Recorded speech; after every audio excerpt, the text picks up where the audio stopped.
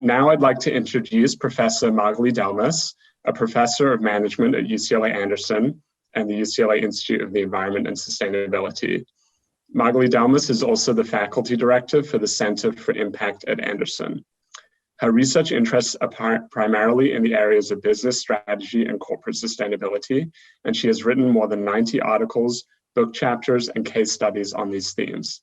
She is the recipient of the Academy of Management Organization and the Natural Environment Distinguished Scholar Award, and the author of the Green Bundle, Pairing the Market with the Planet, an award-winning book. I'll now turn it over to Magali Delmas to introduce Emma Stewart. Thank you, Daniel. And it is my pleasure to introduce our keynote speaker, Emma Stewart, who is the Sustainability Officer for Netflix, where she's responsible for the company's climate, environmental strategy, and execution. Emma joined Netflix recently in late 2020, and she oversees all company-wide work to decarbonize Netflix corporate and production operation, to raise environmental awareness through TV and film titles, and to engage all the Netflix users on sustainability, and to partner with key influencers, including researchers, investors, and etc. What a great program, Emma. And Emma is the first sustainability officer at Netflix, having helped design the program while a consultant at NG. How fantastic is that, to be able to design your perfect job before taking it? So actually, I think, Emma has been really a trailblazer all her career. I had the pleasure of having Emma as a student in my business sustainability class while she was getting her PhD at Stanford. And I remember vividly our conversations about the future of corporate sustainability, the role of entrepreneurship and innovation, also our ability to find fun and exciting research fields such as ecotourism in Cuba.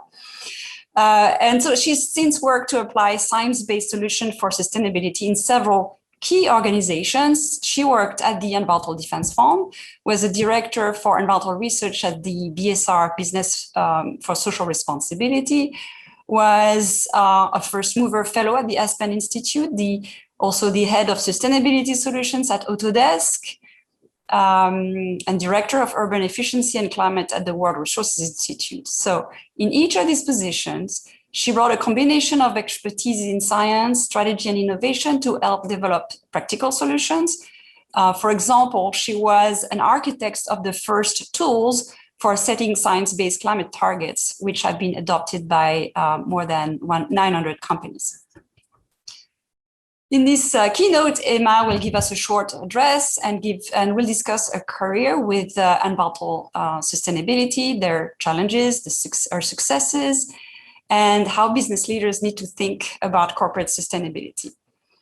And later in the program, we're happy, I will take audience questions through the Q&A tab that you have access, the audience has access to. So now I'm going to hand it off to Emma to start. Again, Emma, we are so happy to have you here, and looking forward to learning more about your work at Netflix. Thank you so much, Magali. And honestly, there's nothing better than being in a new job and getting an email in your inbox from one of your favorite professors of all time saying, please, will you come and speak to our students and alumni? So it's really such a pleasure. And I hear you're having a very impactful Impact Week. I must say, having been watching the Biden Leaders Climate Summit, I think we're having overall an impactful week. A good week, yeah.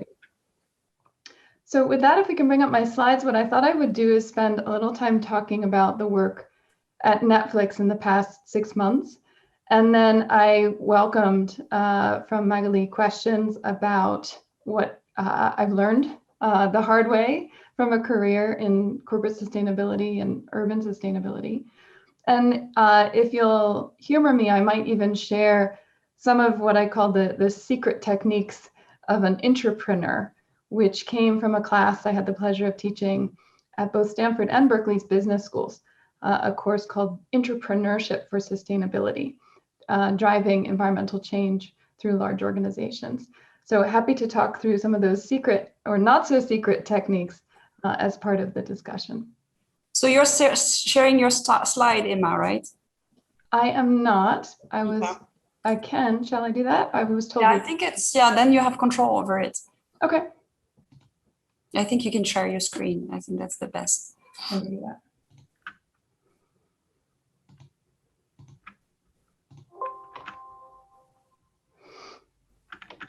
I just need to close some tabs that you all don't want to see. So. Okay, here we go.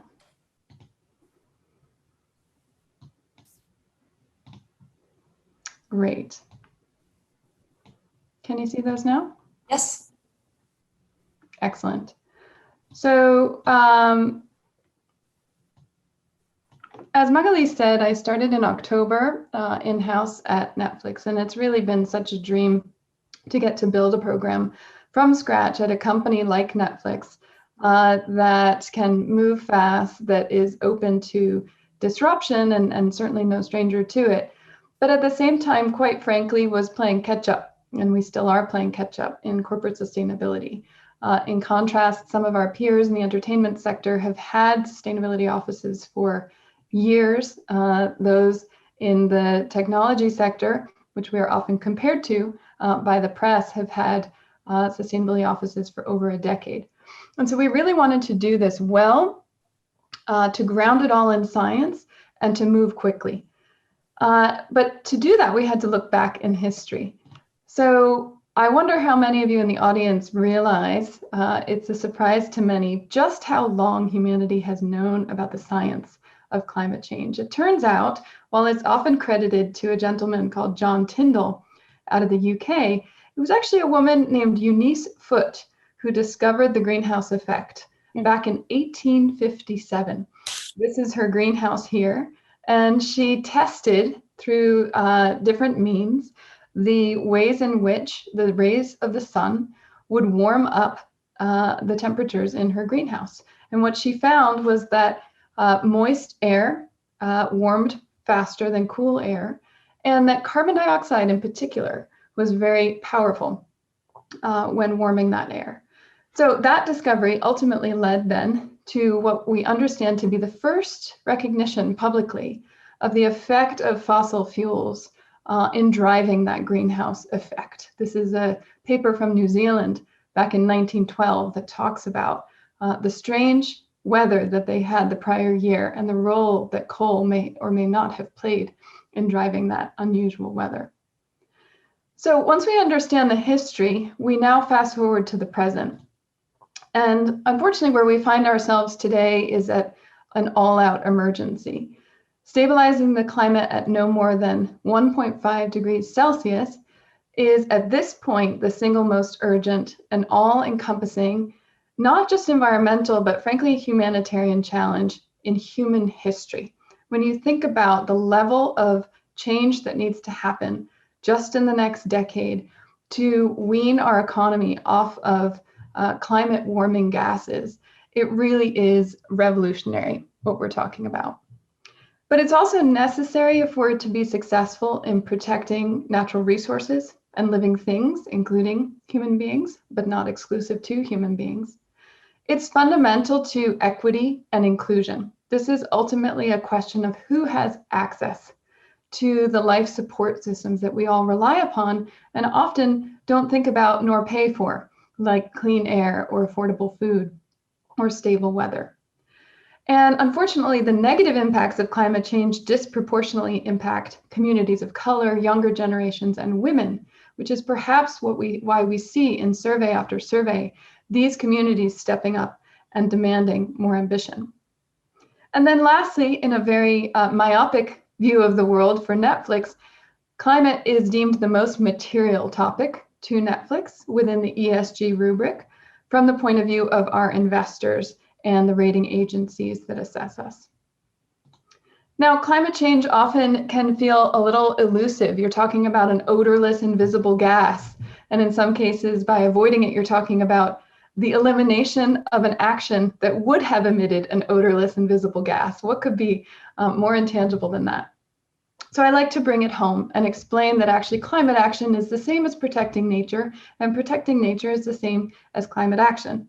If you look here at an analysis by my former employer, World Resources Institute, what you'll find is anyone who likes to snorkel, unfortunately, the coral reefs are one of the first to suffer. We are already seeing 50% of coral reefs bleached as a function of increasing temperatures in marine ecosystems. And what a 2-degree temperature rise would mean is essentially the elimination of coral reefs entirely, which is bad news for anyone who relies upon fish for their primary source of protein. It also means that we would lose a number of plant species and insects. That 18% insect number I'll call your attention to in the green is important because right now insects pollinate all of our crops free of charge. And try replacing that with machines. So just to give you an orientation as to where we are today, we're at about 1.1 degrees Celsius above industrial revolution levels in the atmosphere. And on land, that average temperature is likely to increase to 3 degrees if we comply with the Paris Agreement commitments to date. And unfortunately, it's looking like more like 4 degrees by the end of this century. My children, who are 5 and 8 years old, will hopefully still be alive when that happens. And I'm sure you share my concern for them and all future generations who would have to suffer through what a 4-degree world looks like. So the good news is that we are unique. This generation, you all in the room today, we are living through arguably the most important decade in human history. The science is in, the math is clear. We have 9 years to halve the world's emissions. And the good news is we have the technology, we're freeing up the capital, and we have the knowledge to do it. So this ultimately becomes a question of willpower. So what willpower do we have at Netflix around this topic? Well, we like to be principles-based, and I'm not going to read through each and every one of these, but I wanted to give you a flavor of what we're holding ourselves accountable to when it comes to sustainability and in particular, climate action. The first is to move fast, but ground everything in science. You'll see that reflected in what I share later today. When in doubt, to take responsibility. For example, we are taking responsibility for emissions well outside the traditional boundaries for our indirect emissions, especially when it comes to the production of television and film. Don't just cut a check, find reductions in-house. We feel that there are business benefits that can be capitalized upon by doing this work the hard way ourselves. And number 4, capitalize on the incredible enthusiasm from employees. I've been told that this position was the second most anticipated position in company history, which means no pressure, but also just a reflection of the incredible intensity with which employees hold this topic dear and have offered their formidable talents. We are so incredibly lucky to have assembled this advisory group of experts. These are world-renowned movers and shakers in the space. Christiana Figueres and Tom Rivett-Carnac were the architects of the now famous UN Paris Agreement, which is the global treaty signed by 195 countries, aiming to keep the planet to no more than a 2-degree temperature rise, better yet, a 1.5 degree temperature rise. We also have Marcin Mitchell, formerly of the IFC and now with WWF, Dr. Johan Rockström, Kelly Kizier, Shie Bastida, who recently won the Spirit of the UN Award and spoke yesterday at the Biden Climate Summit, representing Indigenous and youth climate activists. We have Dr. Catherine Hayhoe, who has a dual position at Texas Tech University and is a chief scientist at the Nature Conservancy. She also comes from a family of evangelical missionaries and talks often about how this is an issue of faith and stewardship. And then Derek Brokoff, senior scientist with the Stockholm Environment Institute. So this group and others, about 60 different organizations my team consulted with in the first couple months of my tenure at Netflix, helped to design this net zero plus nature commitment that we came out with on March 30th. And I'm going to walk you through the ingredients of that because they do seem to be of great interest to a number of folks in the field. So what do we mean by net zero plus nature? This is really science-driven carbon reductions plus the power of nature. And I'll call your attention to our target year, which sometimes people think they've heard me wrong when I mention that our aspiration is by the end of next year, we will hit net zero emissions. And I'll explain what I mean by that in a minute. What this means is we're putting ourselves on a diet internally when it comes to our own direct carbon emissions, and we're aligning it with a 1.5 degree pathway. And then secondarily, we're investing in external projects around the world that retain and remove carbon. And we're starting out with nature-based solutions. So what does the profile for a company like Netflix look like? This sometimes surprises people. Just how small the streaming sliver is in that pie is sometimes a surprise. But it really is a reflection of Netflix being an entertainment company. And so perhaps not surprisingly for an entertainment company, most of our emissions come from the production of television and film. And so you'll see that that red pie slice is really where we're going to focus a great deal of our efforts and do so as publicly as possible and in such a way that at every decision point we'll ask, is this something that could be replicated by others in the industry, as opposed to, is this unique to Netflix? Now, I love alliteration and always trying to structure things in threes. So here you are, the 3 R's of net zero plus nature. I'm sure many of you are not old enough to have been around when reduce, reuse, recycle became common parlance, but this is one for the modern era. Reduce, retain, remove.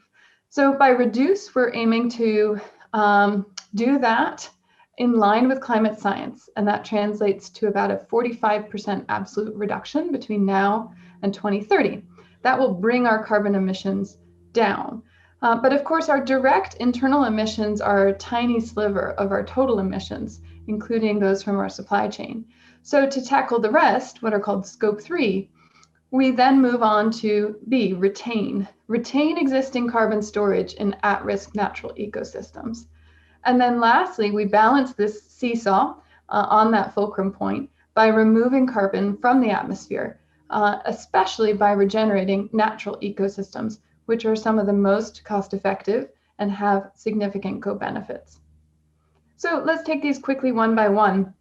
Here are some examples of what we're up to right now, reducing our internal emissions in line with science. And you can see on the left that optimize, electrify, decarbonize mantra. My team is threatening to get t-shirts because I say it so often. And that's really how we think about the hierarchy of our investments. We should squeeze out waste first, then we should electrify everything we can, but particular transportation and buildings, and then decarbonize the rest. The second R around retain existing carbon storage in at-risk natural ecosystems. I like to think of this as like a glass of wine. And if you're pouring wine into a wine glass and you have a hole in the bottom, that's effectively what's happening right now. We are losing ground because at-risk natural ecosystems are being destroyed, thereby releasing emissions into the atmosphere. So when you pour wine into a wine glass with a hole in the bottom, you end up thirsty and it's quite expensive. That's what we're doing right now. We're losing those emissions rather than protecting the existing carbon sinks that those natural ecosystems represent. This picture is from Kasigao in Kenya, which is a project we've just invested in. And it is quite remarkable. It protects over 500,000 acres of dryland forest. It's home to 300 threatened or endangered species, including 11,000 elephants. And it provides economic alternatives to 120,000 community members who otherwise might be practicing slash and burn agriculture. It also has the benefit of being featured in one of our upcoming titles. So as I like to say, we're going to make those elephants famous. And then the third R, remove carbon from the atmosphere by regenerating natural ecosystems. Turns out nature has been balancing the climate for far longer than humans have existed. And in particular in the past 10,000 years, which is when the climate has been most stable, and not coincidentally, when humans have evolved and industrialized. So let's let nature do what it's good at. And this is one example. Lightning Creek Ranch in Oregon is a project that both retains and removes carbon. We're essentially preventing the loss of this bunchgrass prairie, and then we're helping the landowners enhance the soil's natural carbon capture function.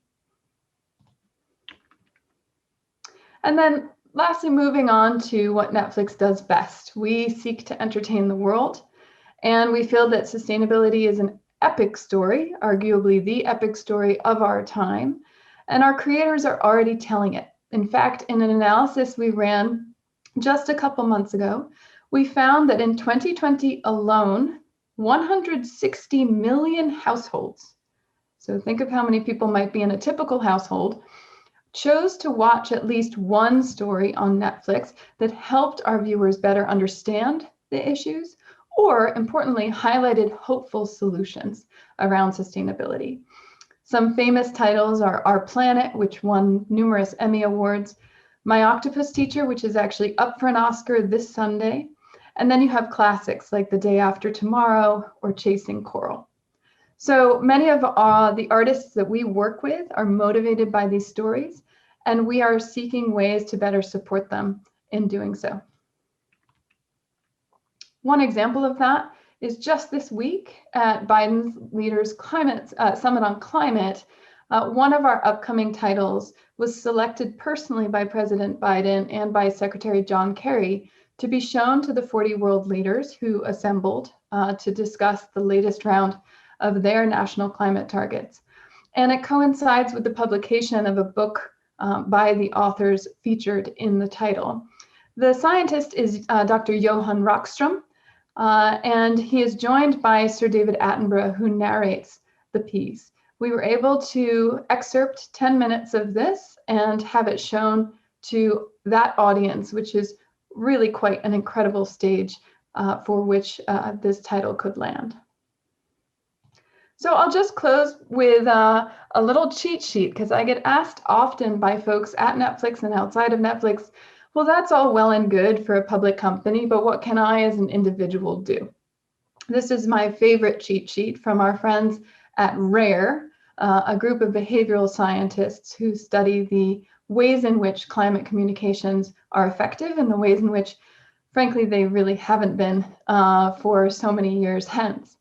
And you can think of the A through F as the individual actions that you can take. And some of them are easier than others, as you'll see in the starred chart here. But these are really the most meaningful, as opposed to perhaps the most visible, which are all too often trip people up and cause them to focus on the wrong things. So you can find this at the RARE website if it's of interest.